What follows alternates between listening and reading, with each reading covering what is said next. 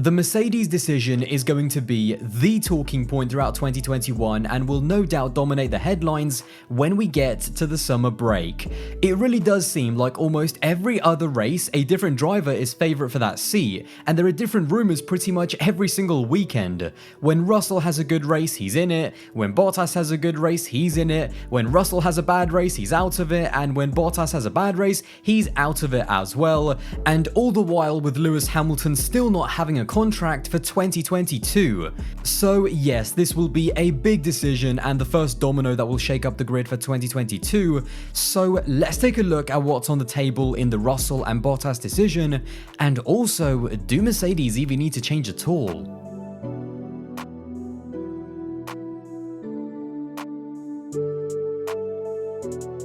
The debate by many, of course, is if Hamilton does re-sign for another 2 or 3 years, and Bottas is still driving at a high enough level, what's the point of breaking up a driver pairing that has given Mercedes 4 consecutive drivers and constructors titles, and that's also been working pretty harmoniously without any real friction within the team, and more importantly, had no on-track crashes between the two of them either.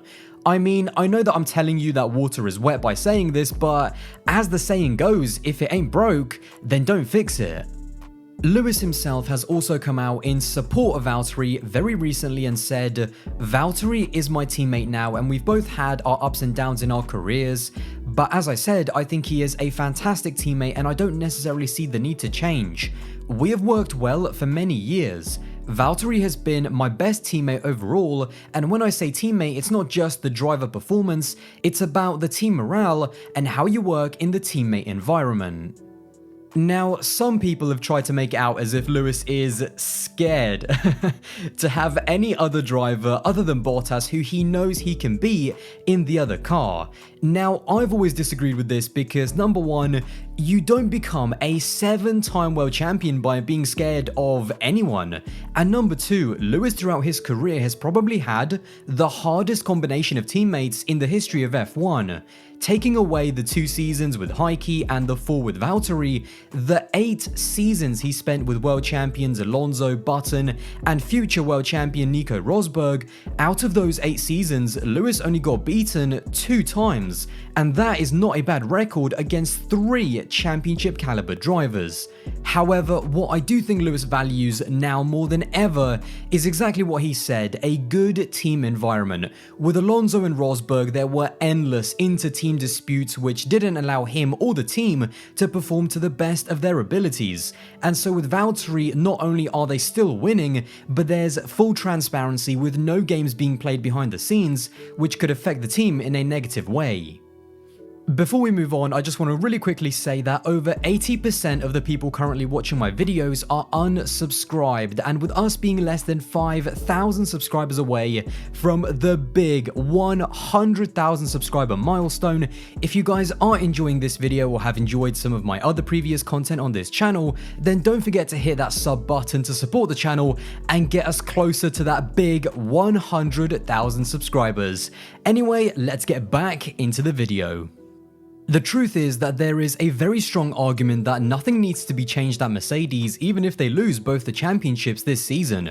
But my worry would be that already this season we've seen signs of Bottas not being there and not being able to pick up the pieces when something happened to either Lewis or Max. Yes, he's had bad luck like in Monaco, and I get that, but in this close title battle for both of the titles, I can't help but think that Bottas has been pretty mediocre so far this season with races like Imola, where he wasn't able to challenge up front when Lewis made his mistake, and then especially in races like Baku, where he was nowhere in terms of pace and really should have been able to grab the win ahead of Perez when both Max and Lewis were out of contention.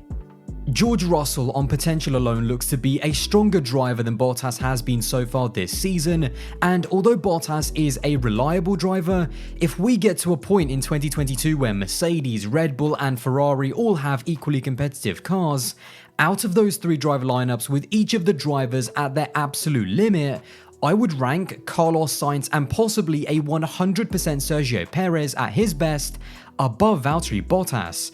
Even in 2021, we're starting to see that Bottas on occasion has been the limiting factor in Mercedes scoring more points, and the risk of that getting worse will only get bigger if the grid closes up even more in 2022.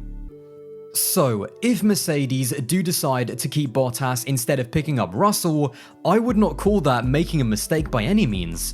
But personally, I feel as though leaving Russell to race potentially at the back of the grid yet again would be a huge waste of his talent, and it might start putting doubts into his head as to whether or not he'll be ever given a chance to race for Mercedes. Now, you guys know how I feel about George Russell, and I will openly admit that I don't have the numbers or the hard evidence to prove this, but I rate George Russell on potential alone to be on the same level as Leclerc and Verstappen. This is the gut feeling that I've had ever since I started watching him in F2, and although I can't argue with someone if they don't agree with me and don't rate Russell as highly as I do, I see something special in him in terms of raw speed, and I have seen him have championship levels of maturity and leadership in his 2.5 years for Williams. What's frustrated me most about George Russell's situation with Williams is that most great young drivers in F1 at least get the chance in the first year or two to fight for big points and maybe even podiums. Verstappen, Leclerc, Albon, Norris, all of these drivers were given cars that at the very least allowed them to fight for big points in certain races and at most allowed them to challenge for race wins. Russell has never had that, and in fact, he's never had even close to that. Yes, he's made mistakes like all young drivers do, but to me he has the raw pace and the championship intangibles that I think will make him a championship contender the moment he steps into that Mercedes. Now, there is no doubt that swapping Bottas for Russell is going to come with some risks. There is never a guarantee that a driver will just jump in and immediately be on the pace and immediately help you challenge for a world title. But I think one advantage of picking up Russell for 2022 is that he's not going to be the only driver trying to get used to a new car with a different design philosophy. Every single driver on the grid is going to have to find a way to learn and adapt to the radically different cars in 2022, which puts Russell on more equal footing with the other drivers. The thing that's been questioned by many people is that with Russell in the team, there will once again be more of a toxic environment like it was with Rosberg and Hamilton. But this to me has almost turned into a bit of an over-exaggeration by the media because firstly, I don't think Russell's character is really that aggressive and I don't see him trying to play games inside of the team against Lewis. And secondly, Toto Wolff would have learned from that situation between Lewis and Nico, and he will know how to better control his two drivers if things do get a little bit more intense. I'm not saying that if they do go head to head in the most dominant car on the field like Lewis and Nico did, that there won't be a tough rivalry, but I don't think that Russell, outside of one bad incident with Bottas in Imola, has shown to be really too volatile. This decision will continue to be talked about for months, but until then, and as always, I wanted to see what you were feeling, and so over on Twitter I did a quick poll asking you, what would you do if you were Toto Wolff? Now, of course, don't forget to follow me both over on Twitter and especially Instagram because that's what I use mainly, and I actually get quite a lot of messages and questions from you guys over there, and I love to have little debates as well, which is always fun. But in terms of this poll, 1,644 of you voted, so a huge thank you to every single one of you. Over 77% of you said that Hamilton and Russell would be your choice, with just under 15% saying that things should stay exactly as they are with Hamilton and Bottas. And just for a little bit of fun as well, I also threw in a lineup of Russell and Bottas if Hamilton decided not to return, with 8% of you voting that way, which I thought was actually pretty funny, and I didn't even expect it to really be that high.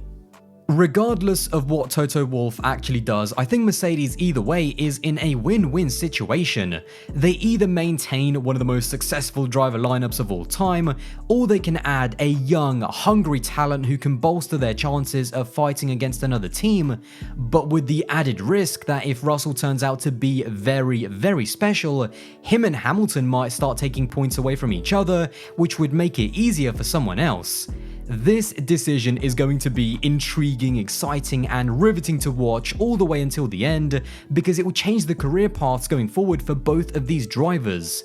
And so now, all that's left to say is, it's over to you, Toto.